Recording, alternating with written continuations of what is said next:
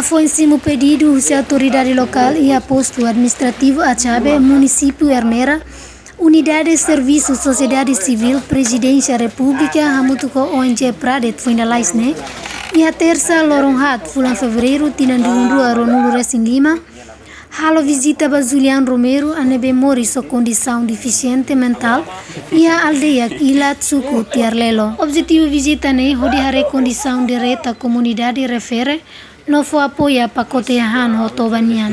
Visita ini ne baseia ba pedido ida hosi inanaman hosi aling ne moras tau ba ia silêncio presidente ni mesa silêncio presidente rasik halo despacho dia kakerek urgente para tu halo coordenação ho ministério saúde ele leu pradet onsa prebele mai visita haretok ni condição insa prebele lori ba halo tratamento dia dili mos lori libaya uma marrom ya lakluba.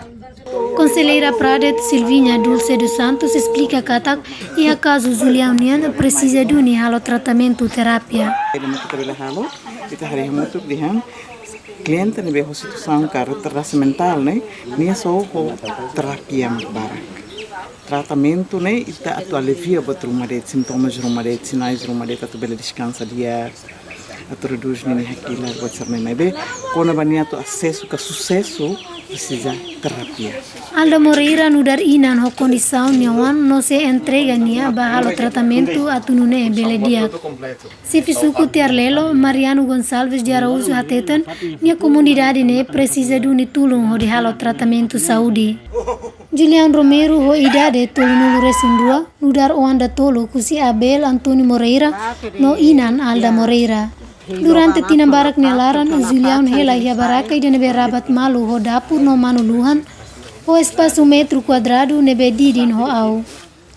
Fatim bania tu turno toba na hedet aikabela kelas seguru bania nudar umano. Nya condição saya liutan bain hira tempo hudan tamba bena lihun sulin tama ba Fatim latang isimba. Usiar Mera Nurianti Fatima VIP TV.